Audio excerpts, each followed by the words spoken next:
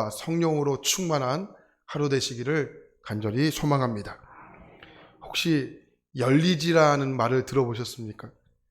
그 뿌리가 다른 나뭇가지가 서로 이렇게 엉켜서 마치 한 나무처럼 자라는 현상을 가리켜 이렇게 열리지라고 이렇게 부르죠. 오늘 19편을 함께 읽었는데 19편은 꼭 열리지와 같습니다. 그러니까 하나님의 모습을 또 하나님 우리에게 나타내시는 그 장면을 이 두 가지의 장면으로서 하나님을 표현하신다라는 겁니다. 그 첫 번째 선물이 자연입니다.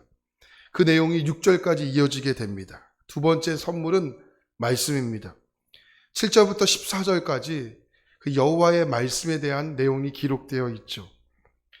그래서 자연을 가르쳐 신학자들은 일반적인 계시다라고 이렇게 이야기합니다. 모든 사람들에게 하나님의 나타내심을 보여줬다. 그래서 일반적인 계시다라고 부릅니다.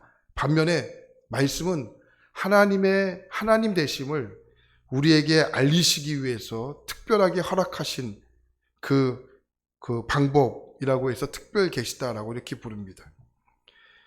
또한 자연은 하나님의 큰 책으로, 또 성경은 말씀은 하나님의 작은 책으로 이렇게 부르기도 합니다.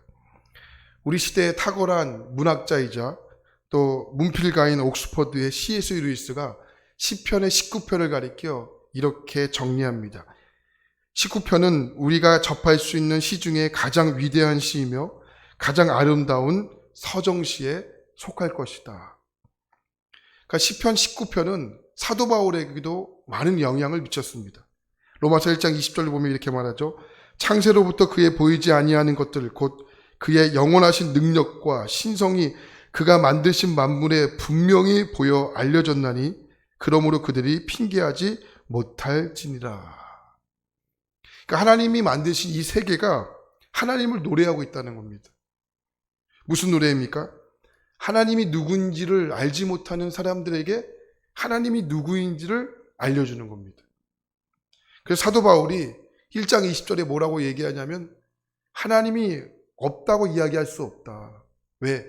하나님이 우리에게 일반 계신 이 자연을 통하여 하나님을 우리에게 말씀하고 있기 때문이다. 그러니 너희들이 하나님을 모른다고, 알지 못한다고 핑계하지 못한다. 분명히 말씀하고 있는 거죠. 자, 그런 의미에서 1절 말씀을 한번 볼까요? 1절입니다. 시작.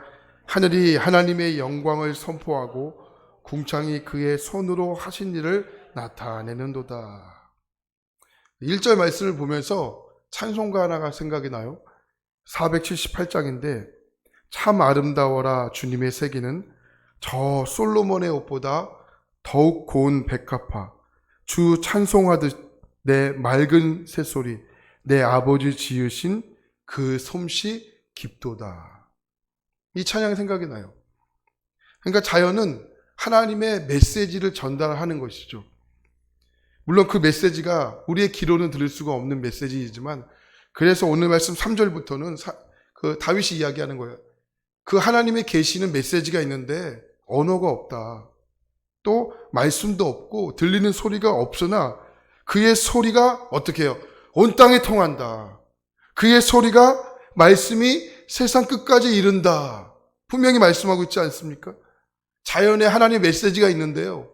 우리가 자연의 메시지를 통하여 하나님의 음성이 없죠. 또 언어가 없습니다. 그러니까 귀로 들을 수 있는 언어가 아닌 겁니다. 그런데 여러분 자세히 들어보십시오. 하나님의 메시지가 있는 거예요. 그 속에 하나님의 음성이 듣는 겁니다. 그래서 참 아름다워라 3절 가사는 이렇게 시작을 하죠. 참 아름다워라 주님의 세계는 저 산에 부는 바람과 잔잔한 시냇물 그 소리 가운데 무엇이 있다? 주 음성이 있다. 주 하나님의 큰 뜻을 나 알듯 하도다. 그 아름다운 자연의 소리 가운데 주님의 음성이 들린다는 겁니다. 그 소리를 통하여 무엇을 알 수 있습니까? 하나님의 큰 뜻을 알듯 하도다. 그래서 478장 3절 한번 펴보실까요? 참 아름다워라 주님의 세계는 그것도 부르지 않고 넘어갈 수가 없는 거예요. 그냥 우리 무반주로 한번 해볼까요? 참 아름다워라 주님의 세계는 저 산에 부는 바람과 잔잔한 시냇물 그 소리 가운데 주 음성 들리니 주 하나님의 큰 뜻을 나 알듯 하도다. 아는 거예요. 그러니까 자연이 하나님의 메시지를 전하는 거죠. 그러니까 자연은 우리에게 주신 하나님의 선물인 것입니다. 두 번째 선물은 뭡니까? 이게 말씀입니다. 그러니까 자연은 하나님의 큰 책이라고 설명하면 말씀은 하나님의 작은 책입니다. 그러나 작지만 매우 특별한 책입니다. 이 성경 속에는 하나님이 누구이신지를 하나님이 하나님 되심을 증거하고 있는 겁니다. 그리고 하나님을 만나는 하나님의 자녀들이 어떠한 삶을 살아가야 할지를 주님은 분명히 말씀하고 있는 겁니다. 우리가 성경이 왜 이렇게 두꺼울까? 여러분 그런 생각 안 해보셨습니까? 저만 그런 사람입니까? 성경이 왜 이렇게 두꺼울까? 성경이 얇으면 외우기도 쉽고 또 이렇게 이해하기도 쉬울 텐데 성경이 왜 이렇게 두꺼울까? 성경을 통하여 성경이 두꺼운 이유가 있는 거예요. 그게 뭐냐? 하나님은 끊임없이 우리에게 말씀하시기 때문에 그런 거예요. 저는 오은영 박사님을 상당히 좋아하는데 육아의 신이라고 불리거든요. 어느 인터뷰에서 오은영 박사가 자기를 육아의 신이라고 부르지 말라고 하는 거예요. 그때 감이 딱 오는 거예요. 야, 이분이 크리스천이다. 그러니까 또 찾아봤어요. 크리스천이에요. 신기해요. 그러니까 마음이 더 가는 거예요. 마음이 더 가고 막 기도도 나오고 막 그러는 거예요. 근데 그분이 인터뷰에서 이렇게 얘기하는 거예요. 자기는 아들이 있는데 한 번도 체벌한 적이 없대요. 그 얘기는 뭐예요? 때린 적이 없다는 거잖아요. 근데 체벌하는 부모님들의 마음은 이해가 된대요. 왜요? 그 자녀들이 잘못을 계속 반복하다 보면은 아이가 잘못된 것을 알기 때문에 부모님들은 체벌을 한다는 거잖아요. 근데 그 아이들을 체벌했을 때 그 부모님들이 아이에게 주는 메시지가 있대요. 그것은 뭐냐면 너희가 어려운 일이 있거나 힘든 일이 있으면 폭력으로 제압해. 이것을 무의식적으로 알려주는 거래요. 그래서 이제 아이들에게 1000번이고 100번이고 10,000번이고 오은영 박사는 계속 아이에게 알려준다는 거예요. 이야기를 통해서. 여러분 맞잖아요. 그죠? 맞지 않습니까? 제가 성경이 왜 이렇게 두꺼울까? 그때 딱 감이 오는 거예요. 주님은 1000번이고 100번이고 10,000번이고 말씀하시는 거구나. 하나님은 쉬운 방법이 있었거든요. 그게 뭐냐면 체벌이에요. 우리를 체벌하면은 어린 아이들을 키우다 보면 아시지만 부모님의 표정 하나, 부모님의 말투 하나 아이들은 민감하잖아요. 민감합니다. 그리고 이야기가 언성이 높여지면 아이들은 꼭 이렇게 얘기해줘. 엄마 아빠 싸우는 거야? 이렇게 아이들은 얘기해요. 그죠? 뭔 말을 못해요. 그죠? 뭐 언성이 높여지면 싸우냐고 물어보니 뭔 말을 합니까? 싸우는 거 아니고 대화하는 거야. 근데 아이들은 감은 아는 거예요. 표정만 봐도. 표정마다 아는 거죠. 그러니까 아이들은 알기 때문에 가장 쉬운 방법이 뭐냐면 이게 체벌이라고요. 체벌은 쉬운 거거든요. 무섭게 제압하면 되는 거예요. 그러니까 하나님이 왜 성경이 두껍냐? 계속 말씀하시는 거예요. 하나님은 쉬운 방법을 쓸 수 있었거든요. 그게 뭐냐면 체벌이에요. 체벌하면 인간이 무서워하거든요. 하나님은. 근데 하나님은 그렇게 안 하시잖아요. 끊임없이 말씀하시는 거예요. 그래서 성경은 우리 가운데 1000번이고 100번이고 10,000번이고 끊임없이 우리에게 말씀하십니다. 때로는 징계가 될 수 있죠. 근데 징계는 하나님이 작정하시고 너 힘들어 망해 이렇게 주시는 것이 아니고 하나님의 뜻을 알기 위해서 하나님 때로는 징계하실 때가 있는 거예요. 그 징계는 하나님의 본성이 아니고 본심이 아닌 거예요. 하나님은 오늘 우리에게 말씀으로 다가오신다라고 합니다. 근데 그 말씀은 선물인 것입니다. 7절 이후에 보면 여러 가지 표현으로 말씀을 설명하는데 여호와의 율법, 교훈, 여호와의 계명, 경외하는 도, 여호와의 법. 네. 근데 여기 여러 가지 표현하고 있지만 한 가지 공통점이 있습니다. 그게 뭐냐? 우리의 영혼을 소생시키는 거라 성경은 말씀합니다. 7절 말씀 볼까요? 여호와의 율법은 완전하여 영혼을 소생시키며 여호와의 증거는 확실하여 우둔한 자를 지혜롭게 하며. 그러니까 말씀이 임하는 곳마다 확실하게 일어나는 것이 뭡니까? 영혼이 살아나는 겁니다. 소생케 되는 겁니다. 우둔한 자가 지혜롭게 되는 겁니다. 한 할머니께서 늦게 예수를 믿은 거예요. 예수를 믿으니까 너무너무 좋은 겁니다. 구원의 기쁨, 감격, 이 복음을 전하고 싶은 마음이 이게 날마다 샘솟듯 일어나는 겁니다. 근데 문제가 있어요. 이 할머니께서 한 번도 글을 배운 적이 없는 문맹이셨던 겁니다. 책을 읽을 수가 없는 겁니다. 그래서 너무 전도하고 싶은데 방법이 없을까? 하나님께 기도하기 시작합니다. 하나님, 제가 너무 전도하고 싶은데 글을 모르는 문맹입니다. 하나님, 무슨 방법이 없겠습니까? 근데 기도하는 중에 하나님이 한 가지 지혜를 주시는데, 성경에는 누구나 아는 유명한 구절이 있지 않습니까? 요한복음 3장 16절이나 요한복음 1장 12절 같은 유명한 말씀은 우리가 다 아는 말씀입니다. 그래서 그 할머니가 이 성경을 외우기 시작을 한 거예요. 그리고 학교 앞에 가면 조그만 중학교가 있는데 학생들이 끝나는 학교길에 맞춰서 이 할머니가 성경책을 들고 그 학생들을 맞으러 나간 겁니다. 보이는 학생에게 찾아가 이 할머니가 이렇게 말합니다. 학생, 나는 글을 알지 못하는 문맹이에요. 그런데 이 책의 한 부분을 읽고 싶은데 혹시 찾아서 읽어줄 수 있습니까? 학생에게 이렇게 물은 거예요. 그럼 웬만한 학생이 이 할머니의 부탁을 거절할 수 있겠습니까? 그래서 이 학생이 할머니의 부탁을 찾아서 말씀을 찾아 읽어주기 시작합니다. 그 말씀을 읽다가 또 한 가지 이 학생이 물어요. 혹시 학생, 이 뜻이 무엇인지 알고 있나요? 이렇게 전도가 시작이 된 거예요. 그렇게 매일매일 학생들을 만나 이게 전도를 합니다. 그렇게 할머니를 통해 전도된 학생들이 한 사람, 두 사람 생기기를 시작을 한 겁니다. 그러니까 전도의 방법도 참 다양하죠. 그러니까 글을 알지 못한다고 전도를 못하는 것이 아닌 겁니다.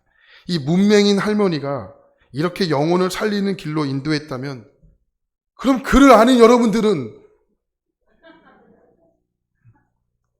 여러분 어떻게 하시겠습니까? 그런데 그 말씀을 우리에게 어떠한 작동을 하게 하냐면 11절과 12절 말씀 볼까요? 11절과 12절 시작. 자기 허물을 능히 깨달을 자 누구이요? 나를 숫는 허물에서 벗어나게 하소서. 또 주의 종에게 고의로 죄를 짓지 말게 하사 그 죄가 나를 주장하지 못하게 하소서. 그리하면 내가 정직하여 큰 죄가에서 벗어나겠나이다. 중요한 두 가지 단어가 등장합니다. 첫 번째로 숨은 허물입니다. 나도 모르게 지은 죄라는 거죠. 또 하나는 뭡니까? 고의로 지은 죄인 겁니다. 그렇기 때문에 죄는 두 가지로 볼 수 있는데 숨은 허물, 나도 모르게 지은 죄가 있고요. 내가 아는 죄가 있는 겁니다. 근데 우리는 이것을 스스로 깨달을 수 있는 그릇이 되지 못하는 겁니다. 다윗이 하나님께 호소하는 거예요. 하나님, 내가 모르고 지었던 죄나 내가 알고 있는 죄나 하나님 그 죄가 무엇이든 죄를 깨달을 수 있도록 하나님 지혜 주세요. 그렇기 때문에 말씀은요, 이 두 가지 죄에서 우리를 지켜주는 능력이 있는 겁니다. 미국의 유명한 복음자였던 D.L. 무디가 유명한 말을 남겼죠. 우리가 말씀을 가까이 하면 죄는 도망가고 우리가 죄를 가까이 하면 말씀은 도망간다. 그러니까 우리가 죄를 지으면 죄책감이 생기잖아요. 여러분, 우리가 죄책감이 생기는 것은 이건 놀라운 하나님의 은혜입니다. 우리가 새벽에 설교를 통하여 또 여러분의 양심을 통해서 여러분이 매일같이 묵상하는 성경을 통하여 우리 가운데 찔림이 있다는 것은 이건 매우 놀라운 하나님의 증거입니다. 이걸 감사하게 생각하시기 바랍니다. 여러분, 죄를 계속 지으면 어떻게 됩니까? 죄가 익숙해지는 거예요. 그래서 죄책감이 우리 가운데 작동하지 않는 겁니다. 그러니까 죄에 대한 민감함이 떨어지고 죄에 대한 둔감함이 생기는 겁니다. 이것은 성경에서 뭐라고 이야기하냐? 이게 타락한 상태다라고 이야기하는 겁니다. 타락의 특성은 뭐냐? 둔감해지는 겁니다. 그렇기 때문에 타락의 상태를 끝나기 위해서는 무엇이 끝나야 되냐면 죄에 대한 둔감함이 끝나면 되는 겁니다. 그래서 오늘 시인은 하나님께 이야기하는 겁니다. 하나님, 제가 죄를 짓다가 죄의 소나기에 붙들지 않게 해주십시오. 그런데 그렇게 기도할 수 있는 이유가 뭡니까? 14절에 보니까 이렇게 이야기하죠. 나의 반석이시오 나의 구속자이신 여호와여, 내 입의 말과 마음의 묵상이 주님 앞에 어떻게 해요? 연락되기를 원하나이다. 그러니까 내 입뿐만 아니라 내 마음의 생각이 주님께 열려 있어야 우리가 죄 가운데 민감해질 수가 있는 겁니다. 그러니까 마음이 중요한 겁니다. 그러니까 마음을 살피지 않으면 죄는 둔감해지는 겁니다. 할렐루야. 그러니까 신앙은 뭐냐? 마음이 들통나는 겁니다. 마음이 들키는 겁니다. 오늘 글을 보니까 이런 글이 있어요. 성경에는 십계명이 있지 않습니까? 십계명은 하나님의 마음을 가장 압축적으로 표현한 거예요. 근데 어느 글을 보니까 요즘 시대에는 십계명이 있지만 또 한 개의 계명이 있대요. 그 계명이 뭐냐? 11계명. 들키지 말지어다. 이게 11계명이래요. 그러니까 죄를 지어도 들키지 않으면 된다는 거예요. 여러분, 이거 맞습니까? 여러분, 솔직하게 대답해 보세요. 이거 맞는 거 맞습니까? 들키지 않으면 되는 겁니까? 들키지 않으면 만사형통입니까? 여러분, 이것은 농담으로라도 해서는 안 되는 겁니다. 들켜야 하는 겁니다. 내가 지금 하나님과 사람 앞에서 수치스러운 일을 하고 있다면 이건 들켜야 하는 겁니다. 들켜야 사는 겁니다. 들켜야 내가 사는 겁니다. 들키시기 바랍니다. 그래서 여러분, 몰래카메라, 그러니까 몰래카메라잖아요. 카메라인데 왜 몰래 합니까? 그죠? 이건 죄잖아요. 몰래카메라, 이건 안 되는 겁니다.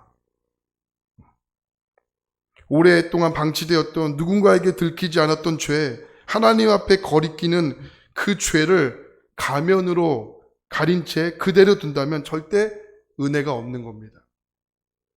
2020년도에 유명했던 말이 있는데 그게 뭐냐면 그 트렌드 중에 한 단어가 페리소나라는 단어였어요. 그 페리소나가 뭐냐면 이게 심리학의 용어고 뭐냐면 이게 영국에서 쓰는 용어인데 가면이라는 뜻이에요. 가면. 가린다 뜻입니다. 그래서 SNS에 활동하는 젊은이들이나 사람들을 보면 SNS에서 활동은 이렇게 활발하게 하는데 일상에서는 이렇게 감추고 사는 사람들이 굉장히 많이 있지 않습니까? 실제로 중국에서 있었던 일인데 중국에서 SNS로 남자와 여자가 만난 거예요. 그러니까 남자가 여자의 사진을 보고 너무 흡족해합니다. 그래서 몇십만을 들여서 2790km가 되는 거리를 비행기를 타고 간 거예요. 가서 그 여자를 만납니다. 만나고 약속 시간이 됐는데 남자가 앉아 있는데 여자분이 안 나오시는 거예요. 한참을 기다렸는데 여자분이 안 나오는데 딱 사람에게는 감이 있잖아요. 그래서 주위를 둘러보니까 감이 있는 거예요. 그래서 그 여자분에게 찾아가서 혹시 누구 맞습니까? 라고 물어봤더니 맞다는 거예요. 근데 이 남자가 SNS에서 봤던 여자와 실제로 왔던 여자의 모습이 같을까요? 다를까요? 다른 거예요. 2790km를 비행기 타고 왔는 이 남자가 얼마나 우라통이 나는지 그래서 이 남자가 자기도 모르게 본능적으로 주먹이 확 나간 거예요. 주먹이 나가가지고 여자를 막 때리기 시작을 했습니다. 그래서 이 남자가 구속이 됐어요. 이 실제로 있었던 일입니다. 중국에서. 이게 뭐냐? 페리소나예요. 일상의 모습과 온라인상의 모습이 서로 다른 거, 가면을 가지고 살아가는 거. 이게 페리소나거든요. 근데 여러분 영어로 인간이 펄슨인데 펄슨이라는 단어가 어디서 파생되어 나와 있는지 아십니까? 페리소나라는 단어에서 파생되어 나온 거예요. 그러니까 인간은 누구냐? 인간의 본성은 뭐냐? 가리는 존재라는 거예요. 나의 허물을 가리는 존재, 나의 부족함을 가리는 존재, 나의 죄를 가리는 존재.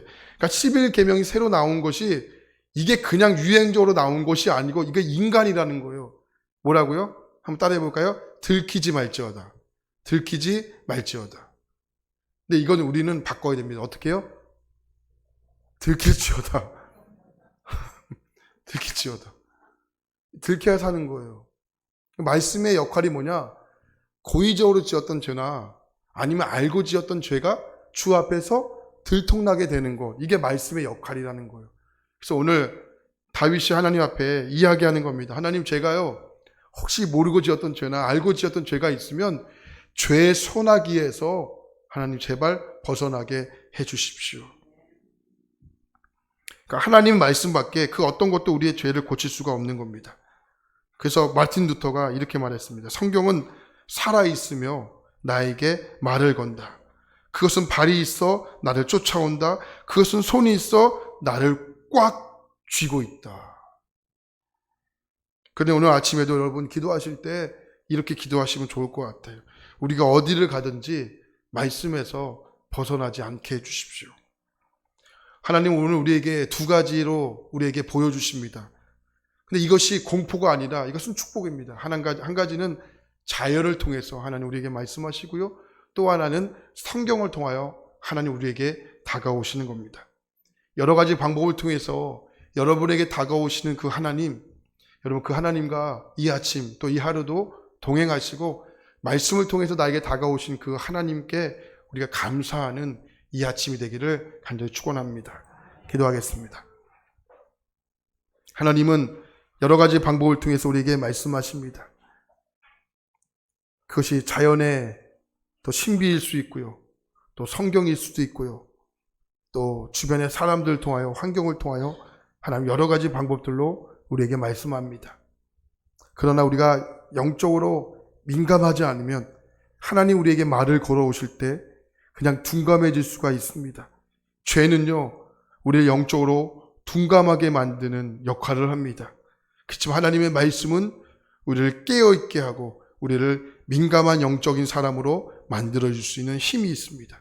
하나님 오늘 이 아침 우리가 죄에 대해서는 둔감하고 말씀에 대해서는 민감한 하나님의 사람 되기를 원합니다.